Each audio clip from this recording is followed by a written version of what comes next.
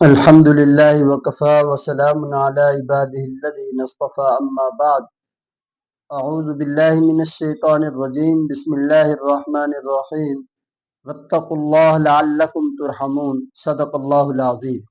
ایک صاحب بازار کے اندر اپنی لونڈی کو بیچ رہے تھے۔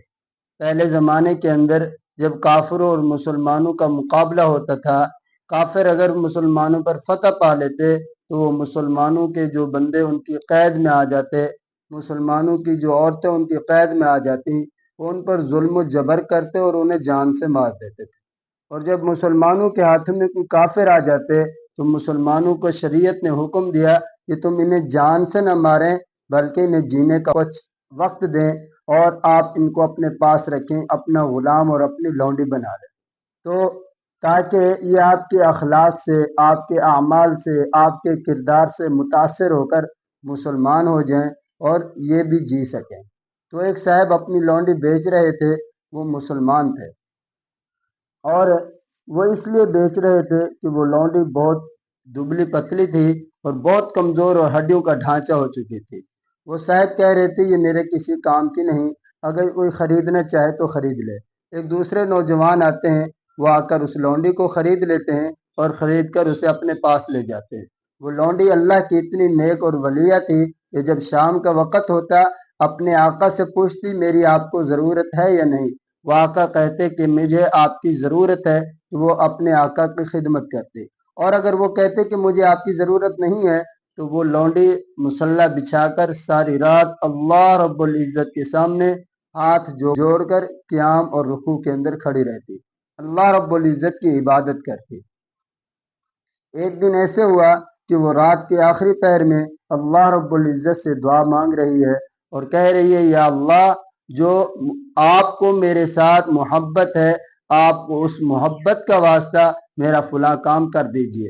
اس کا آقا اس ٹائم بیدار ہوتا ہے اور کہتا ہے اے لڑکی اس طرح دعا نہ مانگو، اے اللہ جو آپ کو میرے ساتھ محبت ہے اس کے واسطے سے میرا فلاں کام کر دو، بلکہ آپ اس طرح دعا مانگے یا اللہ جو مجھے آپ کے ساتھ محبت ہے، آپ کو میری اس محبت کا واسطہ میرا کام کر دیجئے۔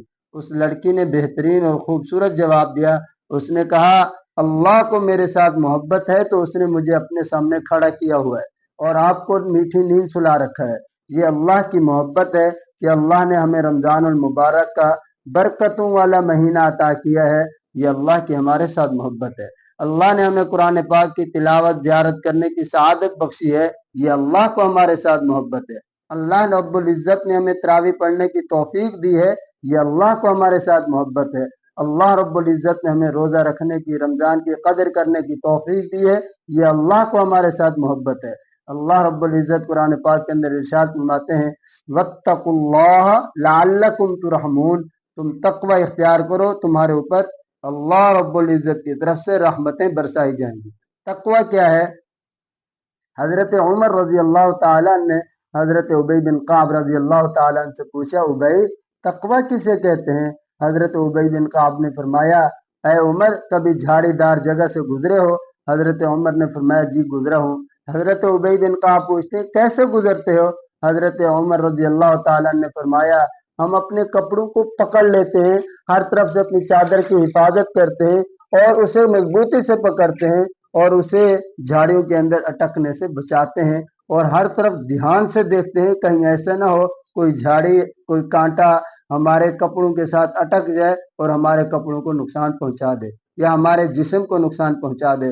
حضرت ابی بن کعب رضی اللہ تعالیٰ نے فرمایا اے عمر اسی چیز کا نام تقوی ہے کہ انسان دنیا کے اندر اتنا احتیاط کے ساتھ زندگی گزارے کہ حلال کو حلال جانے، حرام کو حرام جانے، مشتبہ چیزوں سے احتیاط کرے اور اپنی نظروں کی حفاظت کرتے ہوئے نیک اعمال خوب کرے، اسی چیز کا نام تقوی ہے۔ تقوی کوئی بڑے بڑے کام کرنے کا نام نہیں ہے بلکہ تقوی بہت سارے کام چھوڑنے کا نام ہے۔